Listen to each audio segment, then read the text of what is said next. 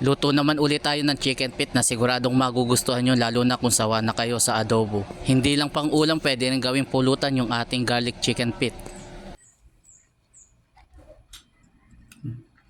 Lambot ah. Bali yung una kong ginawa, pakukuluan ko na muna to. Hindi na ako naglagay dyan ng kahit na anong pampalasa, basta pinakuluan ko lang ito hanggang sa lumambot na yung chicken feet. Pwede naman itong idiretso, kaya lang mas gusto ko yung ilalaga muna bago ko igisa.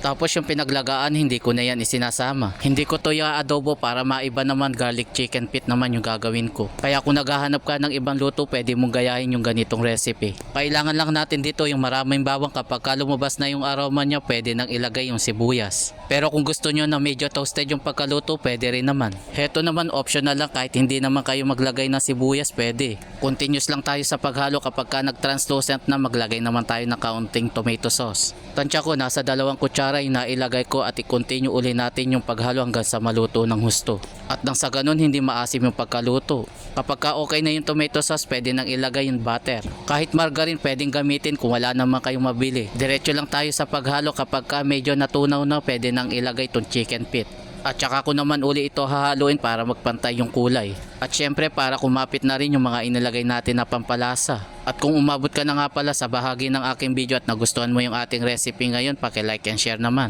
Timplahan natin saglit ng paminta, medyo damihan lang para mas malasa. At ipinagpatuloy ko uli yung paghalo. Tapos para mas lalong masarap yung ating garlic chicken feet, maglagay naman tayo dito ng soda. Bumili lang ako ng malit at saka natin ito pakukuluan hanggang sa maging malambot ng husto yung chicken feet. Yung kapag kinain mo, may hiwalay na yung laman sa buto. Medyo nakulangan pa ako kaya dinagdagan ko pa yan ng kaunting tubig na lang, kaya lang di ko na na-video. Takpan natin saglit at balikan kapag okay na. Okay na yung lambot niya pero madami pa yung sabaw. Pakukulan pa natin ito ng husto hanggang sa maging sauce na lang yung itsura. Hinalo ko lang ito saglit tapos sinunod ko naman itong oyster sauce. Pandagdag na rin sa lasa at saka sa kulay. Tapos haluin uli natin ito. At syempre kailangan natin tikman kung sakto na ba yung pagkakatimpla. Medyo nakulangan pa ako sa lasa kaya dinagdagan ko na lang ito ng kaunting soy sauce. Baka umabot ka na dito sa bahagi ng aking video at nagustuhan mo yung ating recipe, paki-comment mo naman kung tagasan ka para malaman ko kung saan lugar ako napapanood.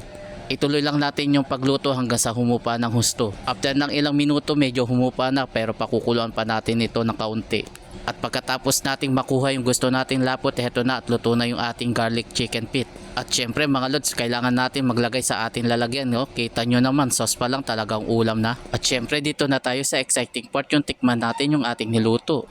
Tara mga lods, mga tamo, halang halong biro, manya-manya pa ang luto. Kaya kung mahilig ka sa chicken feet, pwede mong gayahin yung ganitong recipe.